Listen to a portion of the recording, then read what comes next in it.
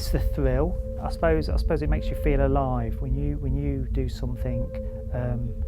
You know, like I used to do a lot of rock climbing, and if you're done a particularly hard climb, or you know, on a big mountain, and then the next day you get to reflect on what you've done, what you've achieved, and what you've climbed, and you suddenly appreciate all the little things in life, all the things that the drudgery of life takes away from you. You know, you go to work, you get up in the morning, you know, you deal with the kids, you go to work, you've got hassle at work, your boss is on your back, you know, you've got no time to do anything, you've got all the stress of working. But when you do a sport like base jumping, skydiving, it puts you in the moment.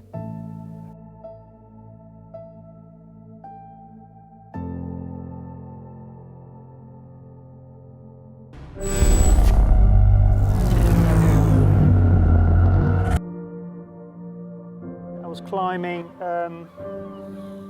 in Spain, and I started to explore Gibraltar for climbing places, and I'd been here a few years actually before I discovered this place, and then suddenly I came here, found it, and I was like, oh my god, this is amazing. So I always come down with visiting climbers because I want them to be able to find the climbing and the easy access points, because if you don't know the exit points out the water, it can be quite dangerous. So I put ropes down where I'm climbing so people can pull themselves out. Depending on low tide or high tide, it makes a slight difference. Deep-water soloing is climbing without rope above water. So basically you're free soloing, so you're climbing, just climbing, you've got your shoes, your chalk bag, and that's it. Yeah, and the first time you do it, especially for climbers that are roped climbing, they find it very difficult, even if they're really experienced climbers, because actually climbing without rope is a whole different mind game. And then I set up the Facebook page so climbers could come. It's one of the most amazing things in Gibraltar. The climbing scene's only just starting in Gibraltar really. There's always been people that have climbed here on and off, ex-military, some local guys climbed early on. Every route that I did was a first ascent, and so I had basically just spent the summers just something called new routing, where I would come down, just explore, climb something, and then document it, and then climb something else, and then I started introducing other people to it, and then so I did probably most of the easier climbs, and then as the climbs got harder, I started inviting better climbers down. I can't get the safety rope down because it's been jammed into a crack. Oh, right, I see. So no safety rope. Right. Pull out, but the tide's high, so it'll be okay. So basically, I'm going to warm up. We're going to warm up. So I'm going to just do this arête here. This is my warm up.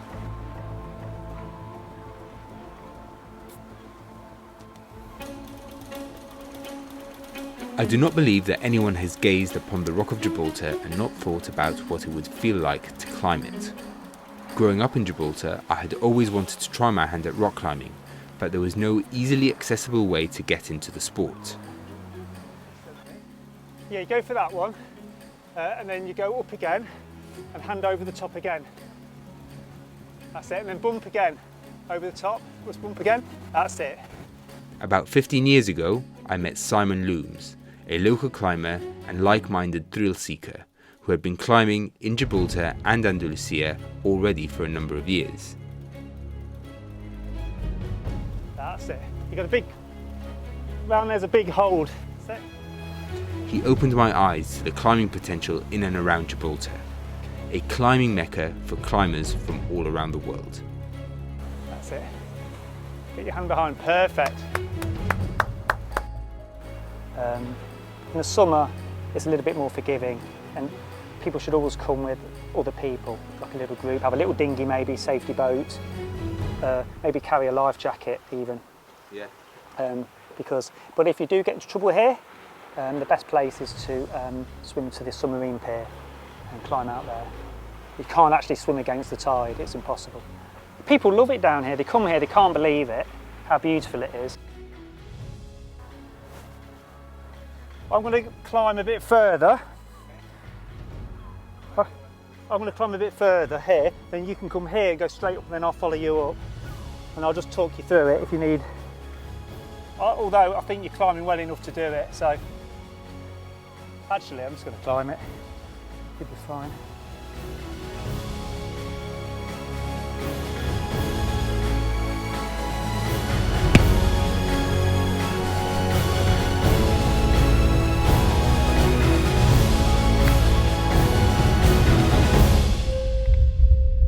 Climbing is 95% in the head, in the mind, so if you're climbing well and you're physically fit and you're moving, you're moving well, it's very mindful, so you don't think of anything when you're climbing well.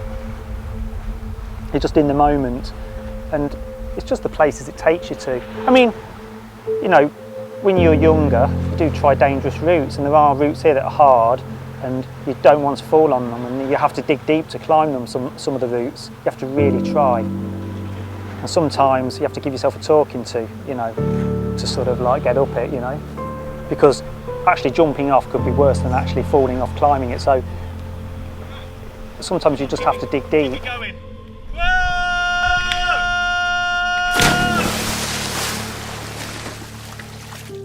When you do a route like that, the satisfaction you get is immense, and it can stay with you for weeks. You know, stays with me. That sense of achievement. That sense of achievement, yeah.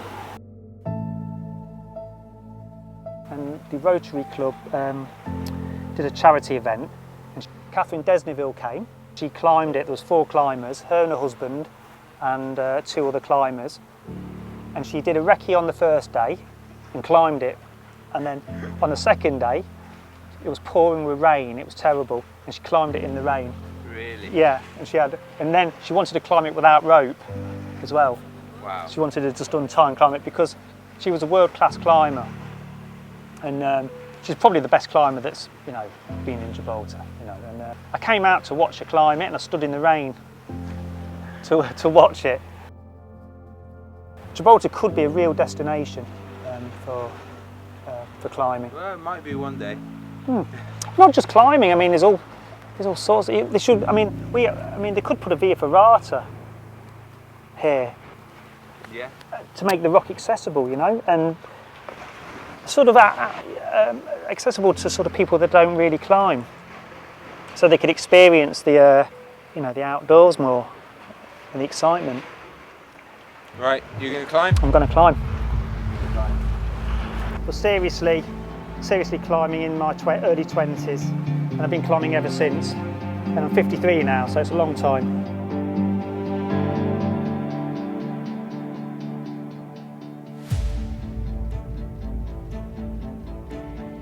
Injuries! Oh, I've got lots of injuries. Broken ankles, broken fingers, broke my arm. And then if I don't climb for a period, I can find myself getting quite anxious. So it's great for my mental health, which is, everyone's talking about mental health now, but climbing really is. Woo! That's crazy. It's a super place. You can just chill out on this ledge. This ledge I'm sitting on, I don't think there's many people in Gibraltar that have sat on it, only climbers. I call it Simon's Ledge, Simon's Seat. It is thanks to individuals like Simon that the sport is only now starting to open up in Gibraltar. With an indoor climbing gym and coaching from grassroots levels, I have no doubt that in years to come, Gibraltar will be represented by local climbers competing on a world stage.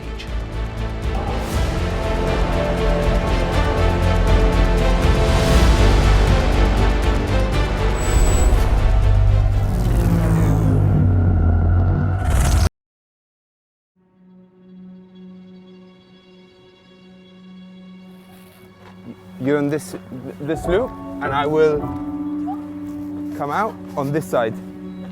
So we're looking at each other. And we'll let the captain know so that he's aware that we're Yeah. and that we'll be the last ones. To make the same time exit on the top. De los de abajo. ¿no? Yeah. Abajo. Nosotros vamos a ser los últimos en saltar para estar a la altura más alta.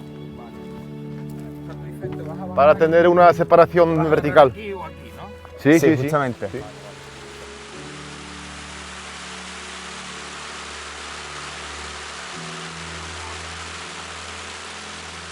So we're just setting up now, and we've got a few jumpers who are jumping from the balloon for the first time today. So jumping out of a balloon is very, very different to jumping out of an aircraft, mainly because of the relative wind that you have. Essentially, when you jump out of a balloon, there is no relative wind. So when you start falling, you're a bit like a sack of potatoes. You can't really position yourself, so you need to make sure that at the moment you jump, you are in a good position already. So that is what the jump master is just explaining to the skydiver. Voy a presentar esto aquí en el pecho de enfrente. Because we are flying away of my car. Con el pecho de enfrente, es importante.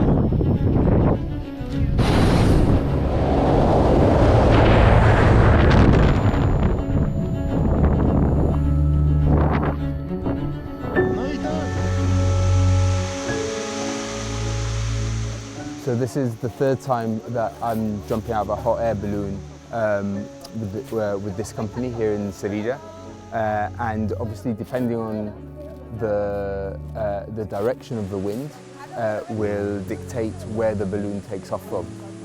So this is my favourite sort of takeoff area because I think it's absolutely gorgeous, and it's just really, really peaceful. And today we've got a nearly full moon. It looks like it's going to be a really good day to jump. Quite excited. Get ready. Let's go, venga.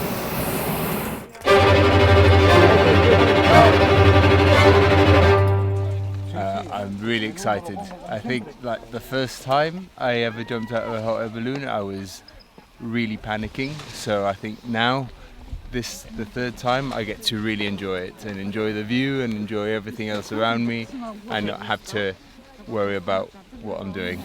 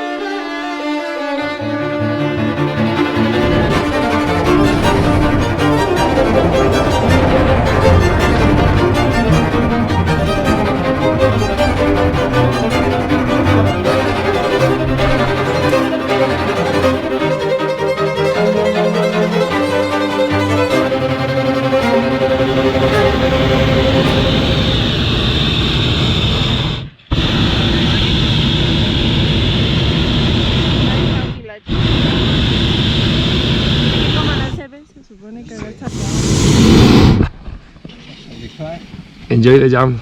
Muchas gracias. Relax. It's relaxing. Yes, Don't he's worry about relaxed. He looks relaxed. Maybe he's a good actor.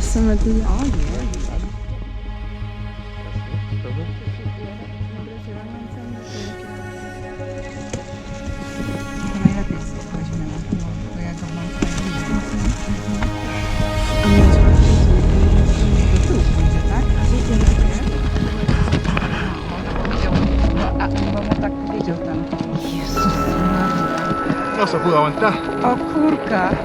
Cudowny. No, chłopak, naprawdę. Yo sigo aquí, ¿eh? ¿Ves?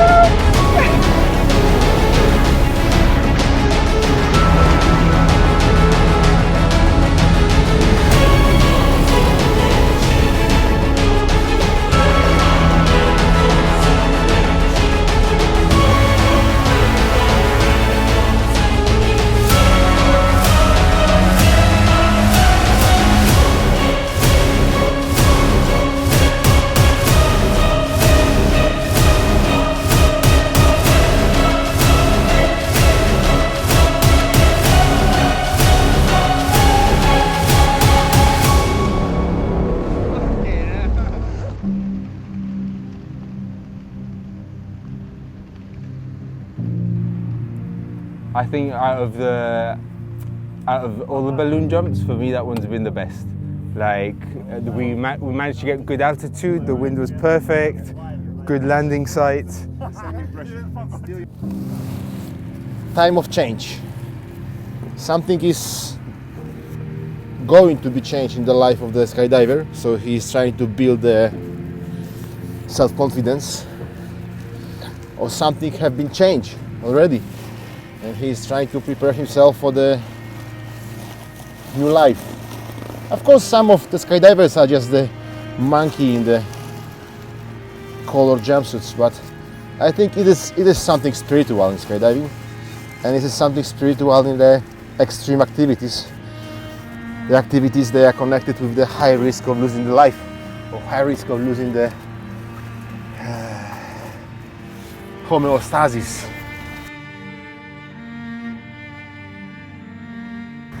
Is after years, what I can tell you, it's not the same. So if you are during the few first years, or for something like the 300 skydives, if you don't have your friends, if you don't have something like the social relations in skydiving, Yeah. then you are starting to burn out inside, and trying to find something different, to smell again the same magic moment of the contact with the new activity. But after skydiving, it's very hard. After skydiving, and I think it's only base jumping. It's only base jumping. It's only base jumping. It's only base jumping. Have a good one, Simon. 2, 1. Nice, nice. Turn, turn, turn.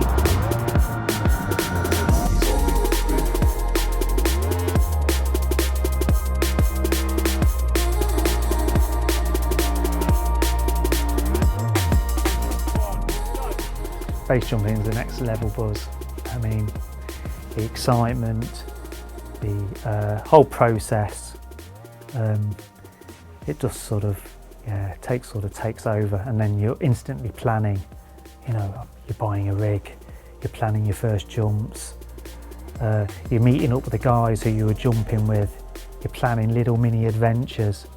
You know, we call them missions. You know, like all the planning that's involved is executed like a military operation. That's probably why so many military guys base jump, because it's like, you know, it's like a busman's holiday to them. You know, they're planning, they're executing, you know, and that makes the whole thing more pleasurable. I mean, if you were just turning up to a cliff, you weren't sure about the, you know, the flight, it'd be a very different process. It'd be quite frightening. I mean, you try to mitigate all eventualities so you can execute it perfectly. But when you land, the exhilaration is amazing. It's like so good. It's yeah, it's like, I don't know. I can't describe it. I can't put it into words. Come down.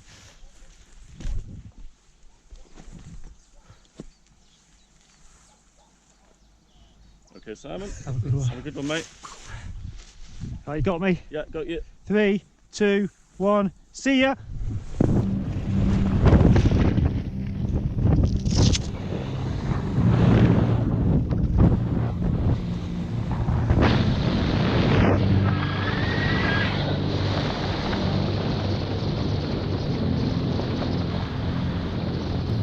Yeah, it's all very in the moment.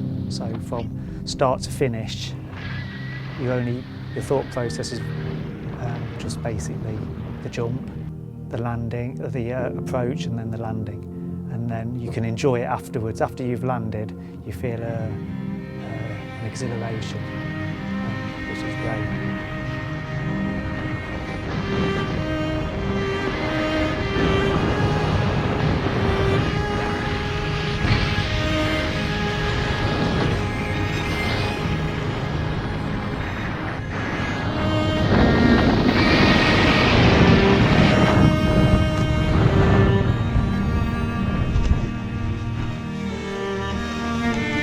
Woohoo!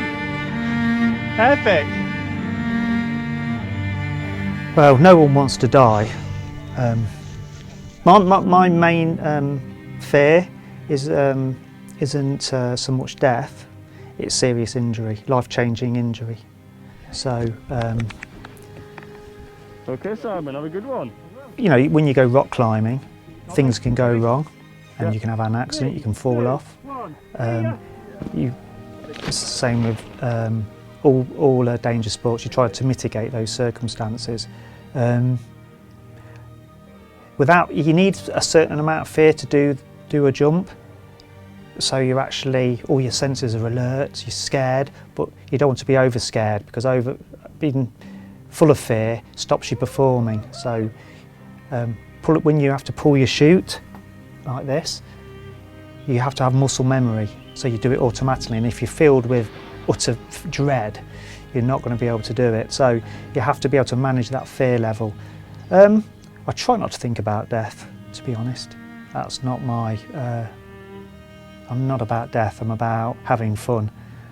And those risky sports are a relationship, you know, you have to have risk for a reward. You know, I haven't got a death wish, and that's for sure.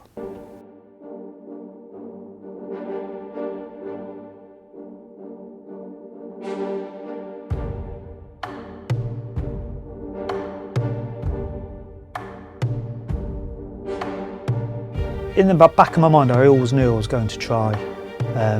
You know, everyone's seen films where someone jumps off a cliff, and as a child you dream about jumping off things. Well, I did.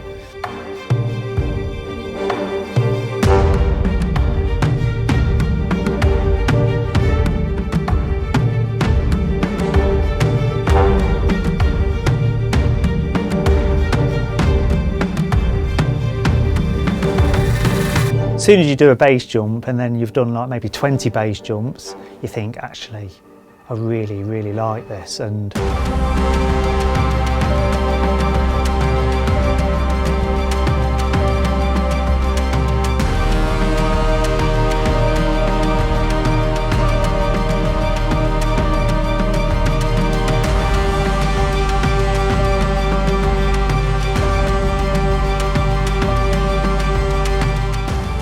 you can see a progression path. Obviously, either a tracking suit jump and then a wingsuit jump, but to do a wingsuit jump, you have to be very good out of a plane first to get stable, because the moment you step off a cliff, you have an initial drop, and then your wing starts flying, and then you have to be able to fly in a straight line. But I'm talking progression time, I'm talking like hundreds of jumps. I'm not talking like, you know, I'm not going to get to 50 jumps and do a wingsuit jump. I'm not in a rush, and I might not achieve those goals of doing wingsuit base, but I think I'd probably make a tracking base with a tracking suit, which they're not quite as aggressive as a wingsuit, but they're still very good. So you can still get a longer flight. So yeah, maybe 2 to 3 years if I'm jumping regularly, and I'll probably manage something like that. But I'm not in a rush to jump off a cliff with a wing. Just jumping off a cliff, pulling your chute is scary. So little by little, Paco, you know, a little bit better every time. I'll go first. No, it's fine. Right. 3, 2, 1. See ya!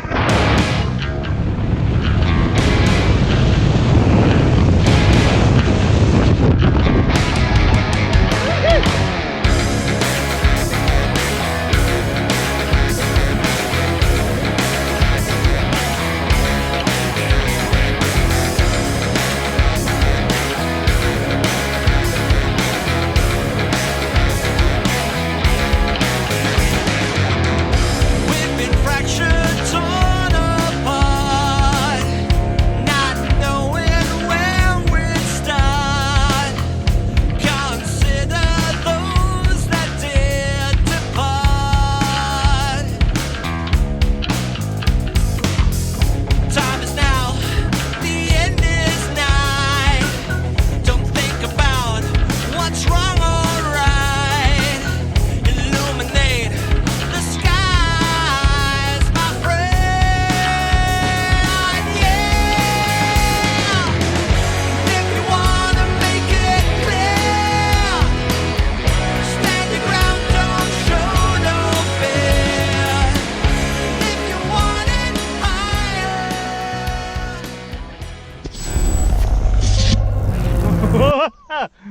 Yeah!